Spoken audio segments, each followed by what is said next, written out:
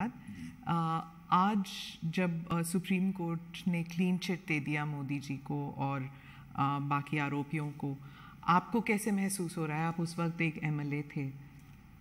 देखिए, सबसे पहले क्लीन चिट नहीं है, मैं इसके बारे में बाद में बात करूंगा।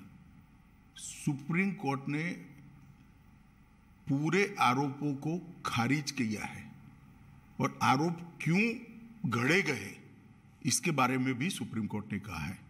एक प्रकार से आप कह सकती हो कि सुप्रीम कोर्ट ने ये आरोप पॉलिटिकली मोटिवेटेड है, ये भी सिद्ध कर दिया है। सुप्रीम कोर्ट के जजमेंट ने सिद्ध किया है। जहां तक कैसा लगा का सवाल है, 18-19 साल की लड़ाई, देश का इतना बड़ा नेता एक शब्द बोले बगैर सभी दुखों को भगवान शंकर के विषपान की तरह गले में उतारकर सहन कर कर लड़ता रहा, और आज जब अंत में सत्य सोने की तरह बारा है, चमकता हुआ बारा है, तो आनंद ही होगा। मैंने बहुत नजदीक से मोदी जी को इस दर्द को झेलते हुए देखा है, इस आरोपों को झेलते हुए देखा है, और सब कुछ सत्य होने के बावजूद भी क्योंकि न्यायिक प्रक्रिया चालू है, हम कुछ नहीं बोलेंगे।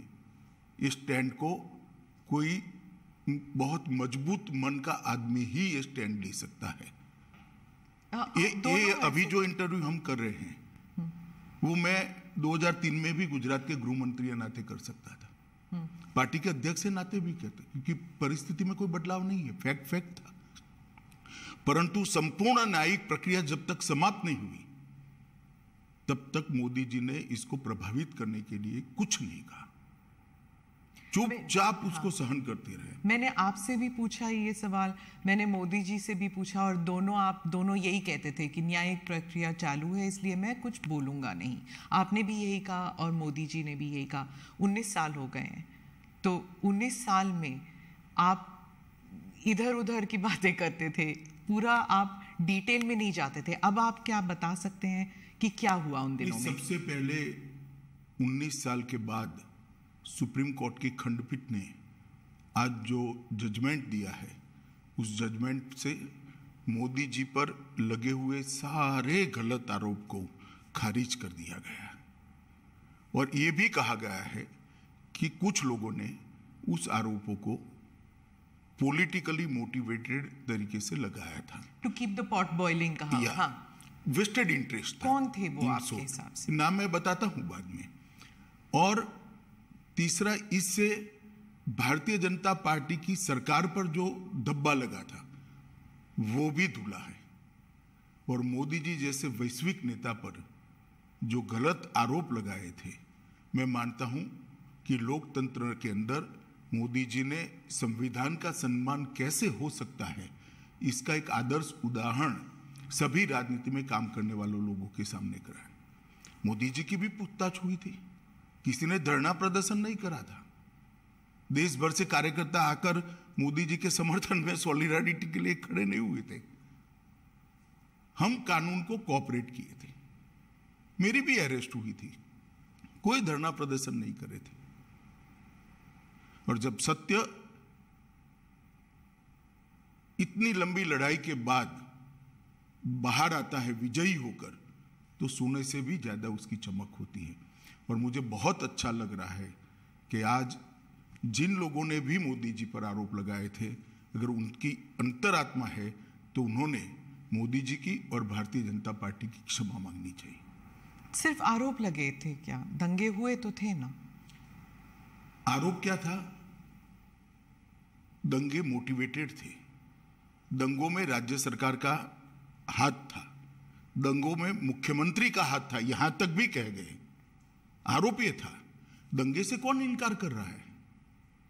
देश में दंगे कई जगह पे हुए हैं। तो क्या उन दिनों में आप भी थे वहां पर? तो उन दिनों में क्या पुलिस जो है, जो कहते हैं कि पुलिस कुछ कर नहीं पाई, जो कुछ ऑफिशियल्स थे वो they were not able to do much, और बहुत से लोग कहते हैं कि वहाँ पॉलिटिकल जो व्यू था, इस वजह से ना तो पॉलिटिकल ना तो ब्यूरोक्रेसी ना ही पुलिस इतना कर पाई रोकने के लिए, दंगे रोकने के लिए। देखिए, भारतीय जनता पार्टी की विरोधी राजनीतिक पार्टियां, कुछ आइडियोलॉजी के लिए राजनीति में आए हुए पत्रकार और कुछ एनजीओ ने मिलकर, ये त्रिकूट ने मिलकर ये आरोपों को इतना प्रचारित किया और इसका इकोसिस्टम भी इतना मजबूत था कि धीरे धीरे झूठ को ही सब सत्य मानने लगे। पर उस वक्त तो आपकी सरकार दिल्ली में भी थी और आपकी सरकार गुजरात में भी थी, तो फिर मीडिया को या फिर उन लोगों का नेटवर्क इतना स्ट्रांग कैसे था? हमारी सरकार का कभी भी मीडिया के काम में इंटरफेरेंस का दखल ही, मतलब हमारा एटीट्यूड ही नहीं है, ना उस वक्त करा था ना आज कर रहे हैं। परंतु उस वक्त जो इकोसिस्टम बनी थी, वो इकोसिस्टम ने एक झूठ के पुलिंदे को इतना हवा बनाकर जनता के सामने खड़ा कर दिया कि इसके इन्फ्लुएंस में सभी लोग थे, शायद कोर्टें भी होगी। अगर सत्य था तो फिर एसआईटी की क्या जरूरत थी? एसआईटी में आज मैं आपको सत्य बताता हूं, एसआईटी का ऑर्डर कोर्ट का नहीं था। एक एनजीओ ने एसआईटी की मांग करी, कोर्ट ने फॉर सेक ऑफ आस्किंग हमारे लॉयर को पूछा, हमारे लॉयर ने कहा मुझे इंस्ट्रक्शन लेने पड़ेंगे। लंच आवर के बाद फिर से कोर्ट बैठी, हमारी सरकार ने कह दिया कि हमें कुछ छुपाना ही नहीं, तो एसआईटी बने, हमें क्या आपत्ति है। It was consented decision, Gujarat सरकार की रिकॉर्ड पर कंसेंट है। कोर्ट ने अपने जजमेंट में भी लिखा है कि एनजीओ की मांग थी, गुजरात सरकार ने कंसेंट दी है। हम बहस कर सकते थे, मगर क्यों करें, क्योंकि हमें कुछ छिपाना ही नहीं था। आज जब जजमेंट आया है तब तय हो गया है कि जजमेंट में लिखा हुआ नाम मैं बोलता हूं, एक पुलिस अफसर का नाम दिया है, एक एनजीओ का नाम दिया है और कुछ पॉलिटिकल एलिमेंट्स का नाम दिया है। ये तीनों ने मिलकर जजमेंट के अंदर ये स्पष्ट कर दिया है कि सनसनी खड़ी करने के लिए झूठ बातों को फैलाया गया, झूठ बातों को आगे बढ़ाया गया और झूठे सबूत गढ़े गए। एसआईटी को जो जब जवाब लिखवा रहे थे तब भी उनको मालूम था कि ये झूठा जवाब है, जिसको एसआईटी ने भी बाद में कोर्ट के सामने रखा कि ये झूठे जवाब थे और वो जानते थे कि झूठे। आज कोर्ट ने स्पष्ट कर दिया कि सरकार ने दंगा रोकने के लिए भरसक प्रयास किए। कोर्ट ने यह तय कर दिया कि मुख्यमंत्री ने बार बार शांति की अपील की थी। कोर्ट ने यह तय किया घटनाएं मतलब ट्रेन जलाने की घटना के बाद जो दंगे हुए वो सुनियोजित नहीं थे, स्वप्रेरित थे। ये भी कोर्ट ने आज जजमेंट में कह दिया और तहलका द्वारा किए गए स्ट्रिंग ऑपरेशन को भी कोर्ट ने खारिज कर दिया, क्योंकि इसका आगे पीछे का पूरा फुटेज जब आया तब मालूम पड़ा कि स्ट्रिंग ऑपरेशन पॉलिटिकली मोटिवेटेड है। सेना को बुलाया नहीं गया इतनी देर तक, 3 दिन नहीं बुलाया गया। आज सुप्रीम कोर्ट ने कहा देयर वाज नो डिले, लेकिन क्या सेना, अगर आप उस वक्त होम मिनिस्टर होते, गृह मंत्री होते, तो क्या आप सेना को बुलाते नहीं जल्दी? नहीं, जहां तक गुजरात सरकार का सवाल है, हमने कोई लेट लतीफी नहीं करी थी। जिस दिन गुजरात बंद का ऐलान हुआ उसी दोपहर को हमने सेना को बुला लिया था। सेना को पहुंचने में थोड़ा समय लगता है। आप हमारा हिसाब मांगती है, मांगना भी चाहिए, मुझे जवाब भी देना चाहिए, परंतु मैं क्लियर कर दूं, जहां तक गुजरात सरकार का सवाल है, एक दिन की भी देरी नहीं की है। रिकॉर्ड बहुत स्पष्ट है, कोर्ट ने भी इसको अप्रिशिएट किया है। परंतु दिल्ली में सेना का मुख्यालय है, दिल्ली में इतनी सेना है, जब इतने सारे सिख भाइयों बहनों को मार दिया, 3 दिन तक कुछ नहीं हुआ। कितनी एसआईटी बनी? हमारी सरकार आने के बाद एसआईटी बनी। कितनी अरेस्ट हुई? इतने सालों तक सिख नरसंहार में विपक्ष की सरकारें रही, कभी अरेस्ट नहीं हुई, और वो लोग हम पर आरोप लगा रहे हैं पार्शियलिटी के। आप और मोदी जी दोनों कहते हैं कि इट वाज अ टैक्टिक या फिर कह दीजिए कंस्पिरेसी कि गुजरात को एक बुरा नाम देने के लिए कि ये एक दंगाई प्रदेश है और बीजेपी जो है एक दंगाई पार्टी है, और गुजरात 2002 के बाद वो टैग लग गया। क्या आप मानते? मैं और मोदी जी नहीं कहते, भारतीय जनता पार्टी नहीं कहते कि हम पर टैग लगाने का झूठा प्रयास किया। अब सुप्रीम कोर्ट भी कहती है कि झूठा टैग लगाने का प्रयास किया। आप लोकतंत्र में संविधान को भी नहीं मानेंगे, सुप्रीम कोर्ट को भी नहीं मांगेंगे। पॉलिटिकल स्टेटमेंट सच्चे या सुप्रीम कोर्ट का सब एविडेंस एप्रिशिएट कर कर लिया गया फैसला सच्चा, ये देश की जनता ने तय करना पड़ेगा, आप जैसे पत्रकारों ने भी तय करना पड़ेगा। और अगर ये मत बनता है कि सुप्रीम कोर्ट का एप्रिशिएट हुआ एविडेंस एप्रिशिएट करने के बाद दिया गया फैसला सच्चा है, तो अब क्वेश्चन उठाने चाहिए। पत्रकारों की जिम्मेदारी है, जिन्होंने आरोप लगाए थे उनके ऊपर पूछना चाहिए उनको कि क्या आधार था ये आरोप का, और आधार था तो क्यों नहीं गए सुप्रीम कोर्ट में। आपने एनजीओज का जिक्र किया, कौन से एनजीओज हैं, क्या किया उन्होंने? देखिए, मैंने बहुत हरीडली जजमेंट को पढ़ा है, मगर इसमें तीस्ता सेटलवाड का नाम बहुत स्पष्ट दिया है। तीस्ता सेटलवाड की एनजीओ थी, नाम तो मुझे मालूम नहीं है उनका। उन्होंने हर थाने में इस प्रकार की भारतीय जनता पार्टी के कार्यकर्ताओं को इन्वॉल्व करने वाली एप्लीकेशनें दे दी थी, और मीडिया का दबाव इतना था कि सभी एप्लीकेशनों को सच मानकर ट्रीट किया गया। मीडिया और एनजीओज का एक नेक्सस था, आप कह रहे हैं इन दोनों ने मिलकर 20 साल तक चलाया ये पूरा? ना 20 साल नहीं चला, 2002 और 2022। स्मिता बहन, सबसे बड़ी बात तो जनादेश होता है और जनता सब देखती है। 130 करोड़ लोगों के 260 करोड़ आंख होती है, 260 करोड़ कान होते हैं, सब देखती है, सब सुनती है। हम कभी चुनाव नहीं हारे। जनमानस ने, जनता ने कभी भी ये आरोप को स्वीकारा नहीं। मीडिया, एनजीओ और हमारी विरोधी पॉलिटिकल पार्टी आरोपों को चलाते गई। एक चला दिया कि सीडी के बारे में, सीडी लेकर राहुल शर्मा चले गए, वहां पर नोटिंग है, नोटिंग साइड पर रोज काम है, उसने अपने रिकॉर्ड में रखा है, कोई कानून को नहीं तोड़ा है, और सुप्रीम कोर्ट ने भी इसको स्वीकृत किया है। बहुत से लोगों का मानना है कि एसआईटी इन्फ्लुएंस हुई थी, बीजेपी का दबाव था एसआईटी के ऊपर। हालांकि सुप्रीम कोर्ट ने तो कुछ और ही कहा है अभी, लेकिन इतने साल तक जब इन्वेस्टिगेशंस चल रहे थे तो उस टाइम सालों साल डिले करते गए। तो इस देखिए, एसआईटी की रचना हमने नहीं करी थी, देश की सर्वोच्च अदालत ने करी थी। अफसर का चयन भी हमने नहीं करा था, देश की सर्वोच्च अदालत ने एनजीओ को सुनने के बाद करा था। और जो अफसर रखे गए थे वो भारतीय जनता पार्टी के रूल स्टेट से नहीं लिए गए थे, सेंट्रल गवर्नमेंट के लिए गए थे, और तब तक सेंट्रल गवर्नमेंट बदल चुकी थी, यूपीए की आ चुकी थी। तो एसआईटी इन्फ्लुएंस नहीं हुई थी? जरा भी इन्फ्लुएंस नहीं। और कोर्ट मॉनिटरिंग केस था, कैसे इन्फ्लुएंस होती? इतने महंगे महंगे लॉयर एनजीओ की ओर से अपीयर होते थे। जैसे जाकिया जाफरी कहती थी, जो आप महंगे लॉयर्स की बात कर रहे हैं, कि आपकी तरफ के जो लॉयर्स थे वो बहुत हेविली पेड थे, उनकी तरफ से नहीं थे। एसआईटी के लॉयर्स जो थे हमारी ओर से हमारे लॉ ऑफिसर ही थे और कोई नहीं था। हाँ, उनको बहुत पैसे, लॉ ऑफिसर को इतना पैसा नहीं मिलता है, आप जानती हो। इसके पेमेंट का एक सिस्टम होता है, इसका रेट शब्द प्रयोग ठीक नहीं है, मगर उनकी फीस तय होती है।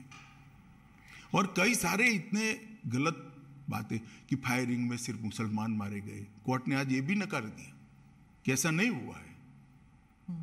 फायरिंग में मुसलमान नहीं मारे गए, लेकिन दंगों में तो मुसलमान मारे गए ना। देखिए स्मिता जी, एक बात आप समझ कर चलिए, जिस तरह से 60 लोगों को जिंदा जला दिया था, उसका समाज में आक्रोश था, और जब तक दंगे नहीं हुए तब तक किसी ने इसका क्रिटिसिज्म भी नहीं किया, एक्सेप्ट भारतीय जनता पार्टी।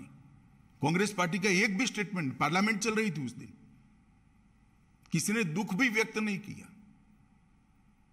कि 60 लोगों को जिंदा जलाने की घटना का आप भर्त्सना भी नहीं करोगे, निंदा भी नहीं करोगे? इतनी बड़ी वोट बैंक पॉलिटिक्स होगी। आज सुप्रीम कोर्ट ने यह भी कह दिया कि जाकिया जाफरी किसी और के निर्देशन पर काम करती थी।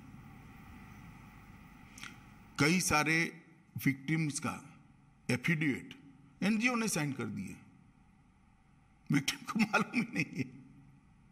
आपके हिसाब से किसने किया, क्यों किया जाकिया जाफरी के? सब जानते हैं ना कि तीस्ता सेतलवाड़ जी की एनजीओ ये सब कर रही थी, केवल और केवल।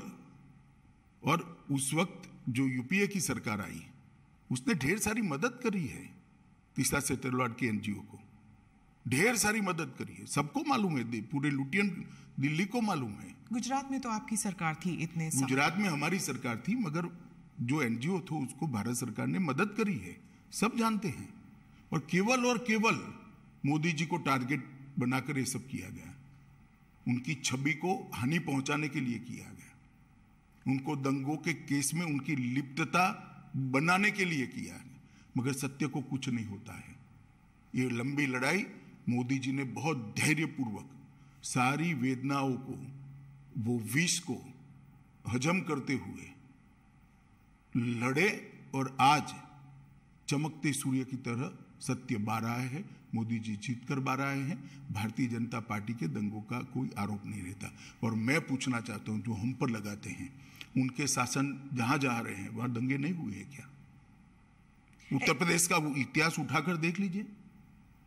पर कभी लेबल नहीं लगा किसी पर? लेबल लगाया नहीं आप लोगों ने, लेबल हमने थोड़ी ना लगाया है, लेबल फैक्ट के आधार पर थोड़ी ना लगा है। आप भी नहीं लगा पाए एज अ पॉलिटिकल पार्टी? हम करते ही नहीं, हम करना भी नहीं चाहते, हम क्यों किसी पर लगाए लेबल? दंगों का पॉलिटिकल उपयोग करना ही नहीं चाहिए। गुजरात में जब भी इन्वेस्टमेंट समिट होता था, हर अखबारों में दंगों पर आर्टिकल आ जाते थे। 10 साल तक, 12 साल तक कंटिन्यूअस आए। मोदी जी जब भी विदेश जाते थे, उनको एम्ब्रेस करने के लिए विदेश के अखबारों में आर्टिकल छपाए गए। एक व्यक्ति को परेशान करने के लिए कैसा हो सकता है? मुझे तो लगता है आप जैसे व्यक्तियों ने थीसिस लिखना चाहिए कि विसिएट कैंपेन कैसा होता है, ये कैंपेन चलाने वालों से सीखिए। तो इसलिए सुप्रीम कोर्ट का ये वर्डिक्ट इतना अहम क्यों है पार्टी के लिए और मोदी जी के लिए? मतलब आप जब इतिहास लिखेंगे आपकी पार्टी के लिए, तो 20 साल बाद, क्योंकि आज का जो युवा है वो तो जानता भी नहीं शायद 2002 में हुआ क्या, क्योंकि ये 20 साल पुरानी बात है। तो आज के युवा जब ये देखेंगे तो उस दिन क्या हुआ, उन 3 दिनों में क्या हुआ? क्या आपको अब कोई रिग्रेट्स हैं? और अब आप क्या देखते हैं इस सुप्रीम कोर्ट के वर्डिक्ट को? पहले एक बात समझ लीजिए, आज का युवा नहीं जानता है ऐसा आप कह सकते हो। इतिहास हजारों साल जिंदा रहता है, और झूठे आरोप जो होते हैं उसका निरसन न्यायालय के माध्यम से होना बहुत जरूरी है। और इसलिए लंबी लड़ाई, 18-19 साल लंबी लड़ाई मोदी जी भी लड़े हैं और सत्य ढूंढने वाले लोग भी लड़े हैं, और आज विजयी होकर बाहर आए हैं। क्या इसलिए ये लड़ाई जरूरी थी? मतलब कि आप इतिहास जब लिख रहे हैं अपनी पार्टी लिखने के लिए नहीं, किसी भी झूठ के सामने लड़ाई करना निहायत जरूरी होता है। किसी भी अपप्रचार के सामने उसको एक्सपोज करना बहुत जरूरी होता है। इतिहास तो अपने आप बनते रहते हैं। 2 बार 2/3 बहुमत से जीतना ही इतिहास है। देश में जीएसटी डाल देना भी इतिहास है। देश के अंदर सीडीएस बनाना भी इतिहास है। देश के पहली बार सर्जिकल स्ट्राइक करना भी इतिहास है। पहली बार एयर स्ट्राइक करना भी इतिहास है। पूरे दुनिया में भारत के गौरव को आसमान तक ले जाना भी इतिहास है। इतिहास की तो खैर बहुत सारी बातें हैं, परंतु झूठ के खिलाफ लड़ाई लड़नी चाहिए, और मोदी जी डट कर लड़े हैं, धैर्यपूर्वक लड़े हैं, और आज विजयी होकर बाहर आए। पार्टी के लिए ये कितना सिग्निफिकेंट है? पॉलिटिकली मैं पूछ रही हूँ। बहुत सिग्निफिकेंट है। पॉलिटिकली कम, परंतु जिस प्रकार से मेरे पार्टी के सर्वोच्च नेता को विक्टिमाइज करने का प्रयास किया गया, और आज कोर्ट ने उसकी धज्जियां उड़ा दी हैं। मैं मानता हूं ये जजमेंट भारतीय जनता पार्टी के हर कार्यकर्ता के लिए, न केवल मोदी जी के लिए, हर कार्यकर्ता के लिए। मोदी जी के लिए तो खैर आत्मसंतोष का विषय हो सकता है, हर कार्यकर्ता के लिए गौरव का विषय है कि आज जो झूठे आरोप हमारे सर्वोच्च नेतृत्व पर लगाए थे वो सारे खारिज हो गए। सर, गुजरात लेबोरेटरी ये एक टर्म बन गया था कि जो गुजरात में जो एक्सपेरिमेंट किया गया, यानी कि बिना मुसलमानों के सरकार हम बना सकते हैं, बिना मुसलमानों के वोट के हम सरकार बना सकते हैं, और अगर मुसलमान ज़रा सा इधर या उधर हो जाए, लाइन पे ना चले, तो दंगे करा सकते हैं। ये एक गुजरात एक्सपेरिमेंट और गुजरात लेबोरेटरी करके जो अपोजिशन पार्टीज कहते हैं कि बीजेपी जो है ये इसको एक पॉलिटिकल साइंस बना दिया है उन्होंने, और वो हर राज्य में इस्तेमाल करती है। देखिए, अब जैसा जिस कलर के ग्लास का चश्मा पहनेगी ऐसा दिखाई पड़ेगा। पीले पहनेगी तो पीला दिखाई पड़ेगा, काले पहनेगी तो काला दिखाई पड़ेगा। ये देखने का नजरिया है। गुजरात मॉडल जरूर बना है। देश में हमने सबसे पहले 24 घंटा बिजली हर गांव में पहुंचाने का काम किया, वो एक मॉडल है। देश के अंदर 12 साल के अंदर जीरो ड्रॉप आउट रेशियो, लगभग जीरो ड्रॉप आउट रेशियो, और 99% से ज़्यादा एनरोलमेंट किया बच्चों का प्राइमरी एजुकेशन के अंदर, वो भी मॉडल है। गुजरात के ट्राइबल एरिया के लिए वन बंधु कल्याण योजना लेकर आए, वो भी मॉडल है। 10% ग्रोथ रेट के साथ 12 साल तक एग्रीकल्चर ग्रोथ रेट हमने अचीव किया है, वो भी एक मॉडल है। ढेर सारे मॉडल है, हाईवेज से लेकर ग्रामीण विकास से लेकर अर्बन डेवलपमेंट तक। हमारे अर्बन डेवलपमेंट के एक्ट भी मॉडल है। जहाँ तक दंगों का सवाल आप कर रही है, आप एक बात समझ लीजिए, आप इतनी वरिष्ठ पत्रकार है स्मिता बहन, आप कांग्रेस के शासन के जो आपको ठीक लगे वो 5 साल, और भारतीय जनता पार्टी के शासन से जो आपको ठीक लगे वो 5 साल ले लो।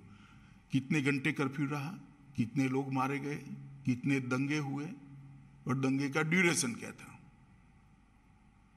कंपैरिजन कर लीजिए तो मालूम पड़ जाएगा कि दंगे किसके शासन में ज्यादा हुए। और दूसरी बात, ये दंगा होने का मूल कारण गोधरा की ट्रेन को जला देना था।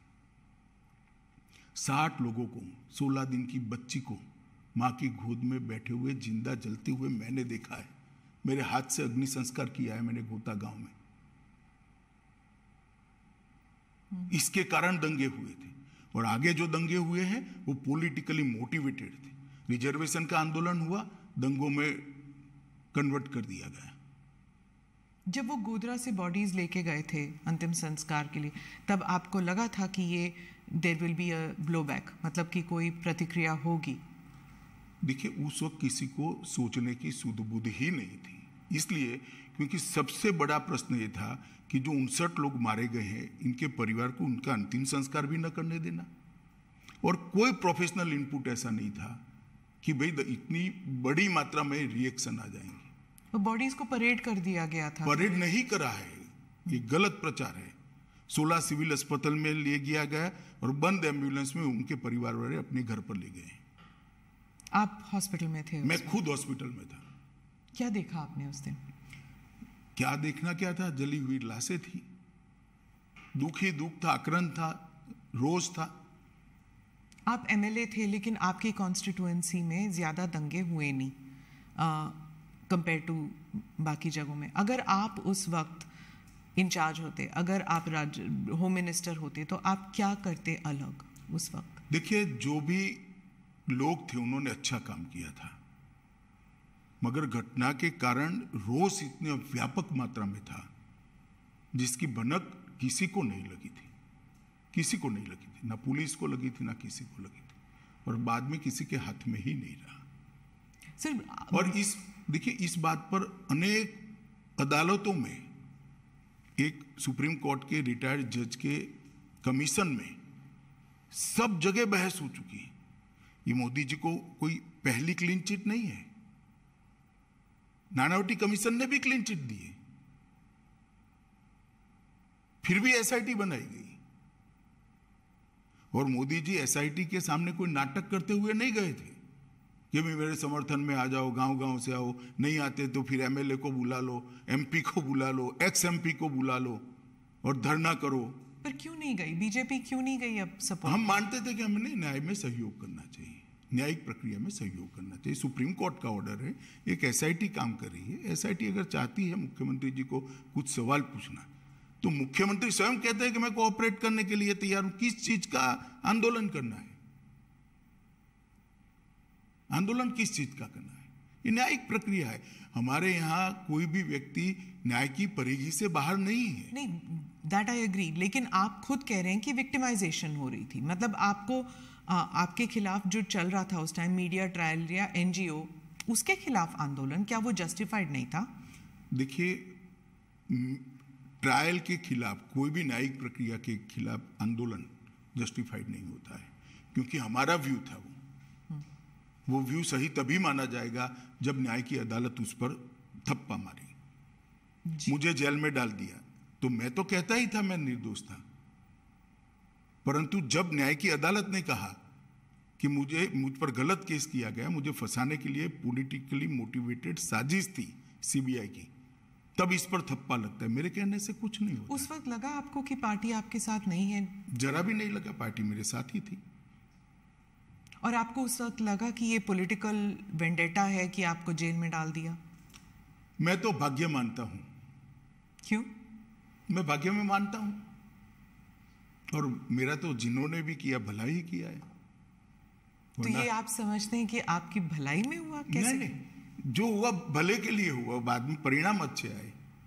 आपको क्या लगा उस वक्त जब आप जेल में थे? तो कुछ नहीं लगता था, मैं लड़ाई लड़ने का निर्णय आपको पता था कि आप बाहर निर्दोष निकल आए? जी, आज के इंटरव्यू का विषय मेरा केस नहीं है। आज के इंटरव्यू का विषय एक इतने बड़े पोटेंशियल लीडर पर, एक राज्य के मुख्यमंत्री पर। आप दोनों साथ थे सर, इसलिए मैं पूछ रही हूँ। 20 साल से आप दोनों एक साथ हैं, गुजरात से लेकर यहाँ तक, दिल्ली तक आना। आप दोनों लोग मोदी जी के साथ हैं 25-25 साल से, 40-40 साल से। इस केस में खास केस में नहीं, भारतीय जनता पार्टी के कार्यकर्ता है नाते।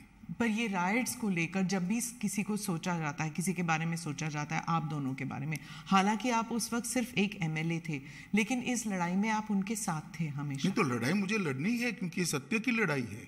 मेरी पार्टी पर आरोप लगे, मेरे नेता पर आरोप लगे, मैं क्यों नहीं लड़ूंगा? पर ऑपोजिशन हमेशा कहती है कि दंगे आप करने देते हैं, जब तक लोग डेथ टोल नहीं हो जाता तब तक आप दंगे करने देते, क्योंकि इससे पॉलिटिकल फायदा होता है, पोलराइजेशन। सीता बहन, आप भी वही कर रही हो जो 2003 में मीडिया ने किया था। आपके पास इतनी बड़ी टीम है, भारतीय जनता पार्टी की कोई कम राज्यों में सरकार रही नहीं है। जहाँ जहाँ हमारी सरकार है, वहाँ पहले कांग्रेस की भी सरकार थी, सपा की भी थी, बसपा की भी थी, तृणमूल कांग्रेस और कम्युनिस्टों की भी है। ठीक है, भारतीय जनता पार्टी का शासन का कालखंड और एवरेज दंगे और एवरेज हताहत होने वाले लोग और उनके कालखंड का आप निकाल दीजिए। आप मैथमेटिकल फॉर्मूला निकाल रहे हैं। मैथमेटिकल फॉर्मूला नहीं कह रहा, अगर हम स्पॉन्सर करते हैं तो दंगे ज्यादा होने चाहिए। दिखता नहीं है ना, वही तो वो कह रहे हैं कि आप जब स्पॉन्सर करते हैं देखना नहीं चाहते, आप देखना नहीं चाहते कि भाजपा के शासन में दंगे कम होते हैं। दंगे जब होते हैं, वो कह रहे हैं, ऑपोजिशन कहती है दंगों से फायदा होता है बीजेपी को, पोलराइजेशन से पॉलिटिकल फायदा होता है, इलेक्टोरल फायदा होता है। तो फिर हम ज्यादा कराते हैं, दंगे तो कम हो रहे हैं। मैं गुजरात पे वापस आती हूँ, क्योंकि आप गुजरात स्पेसिफिक इंटरव्यू आपने कहा कि आप और किसी चीज़ पर बात नहीं करना चाहते, सिर्फ गुजरात पर बात करना चाहते हैं। आप मुझे बताइए कि अब आप 20 साल अगर आपको रिवर्स पे देखना पड़े, तो क्या मोदी जी कर सकते थे जो उन्होंने नहीं किया? ऐसा है, सब कुछ किया है। मैं तो बहुत नजदीक से देख रहा था। इतने डिटेल में शायद ही किसी मुख्यमंत्री ने काम किया था। एक थाने की स्ट्रेंथ 100 पुलिस की होती है, 150 पुलिस की होती है, एडिशनल फोर्स लो तो 400 पुलिस की होगी, और 2 लाख लोगों का जमघट है। क्या कर सकते हैं आप? इसको कंट्रोल करते करते समय लगता है। टीयर गैस, लाठीचार्ज, ये सब हुआ है, फायरिंग हुआ है। 900 लोग फायरिंग में मारे गए। तीसरे दिन नहीं, दूसरे दिन भी हुआ है। पहले दिन तो सवाल ही नहीं था, घटना थी। दूसरे दिन भी फायरिंग हुआ है, तीसरे दिन भी हुआ है। परंतु सरकार को भी व्यवस्थाएं करने में और जो स्केल बन गया, उस स्केल को पहुंचने में थोड़ा समय लगता है। और मैं आपको बताना चाहता हूं कि मुझे पूरा मालूम है, इस वक्त गिल साहब भी हमारे यहाँ आए थे हमारी मदद में, मोदी जी की सरकार की मदद में। गिल साहब भी आए थे। गिल साहब के साथ मैंने भी डिनर करा है। उन्होंने कहा इससे ज्यादा प्रॉम्प्ट एक्शन मेरे जीवन में मैंने नहीं देखा है। और उन्होंने पंजाब एक्शन देखा हुआ था। हाँ, कि इससे ज्यादा न्यूट्रल और प्रॉम्प्ट, दो शब्द प्रयोग थे, न्यूट्रल और प्रॉम्प्ट एक्शन मैंने मेरे जीवन में पुलिस की करियर में नहीं देखा है। फिर भी आरोप लगाए, गिल पर ही लगा दिया आरोप। अब जो पिटिशनर्स हैं वो कह रहे हैं उन्हें न्याय नहीं मिला सुप्रीम कोर्ट के। जाकिर जाफरी, क्या उन्हें न्याय मिला है? आपको क्या लगता है? मैं निश्चित रूप से मानता हूं एक ही जजमेंट सेशन कोर्ट में आया। इसके खिलाफ आपने हाई कोर्ट में अपील की, हाई कोर्ट ने कड़ाई से, सेशन कोर्ट से ज्यादा कड़ाई से कहा। इसके खिलाफ आपने सुप्रीम कोर्ट में अपील करी, सुप्रीम कोर्ट ने इससे भी कड़ाई से करा। फिर भी आप स्वीकार नहीं करते हो तो क्या कर सकते हैं? और दूसरा, डेट जिसने ली है, इसका रिकॉर्ड न्याय की अदालतों में पड़ा हुआ है, देख लेना चाहिए जिसको भी इंटरेस्ट है उसने। हर बार एनजीओ ने डेट ली है। लंबा खींचना, इश्यू को पेंडिंग रखना। क्यों? क्योंकि मोदी जी पर आरोप लगता रहे। तो जस्टिस वो नहीं चाहते थे, वो पॉलिटिकल वेंडेटा चाहते थे, क्या ये कह रहे हैं आप? पॉलिटिकल गेन चाहते थे। मैं जाकिया जी की बात नहीं कर रहा, जो एनजीओ साथ में लगे थे, जो पॉलिटिकल पार्टियां एनजीओ को फंडिंग कर रही थी और जो मीडिया के ग्रुप एनजीओ को प्रसिद्धि दे रहे थे, वो लोग। सर मुझे बताइए कि 2002 के बाद और इस न्यायिक प्रक्रिया के बाद क्या लेसन्स हैं? क्योंकि मंथन तो होता है आपकी पार्टी में और गवर्नमेंट में भी, सरकार में भी, तो क्या लेसन्स आप सीख चुके हैं इससे? क्या कि ऐसे अब कभी ना हो? ढेर सारे सुझाव आए हैं। वो सारे सुझाव मैं ही गृह मंत्री था, मोदी जी ही मुख्यमंत्री थे।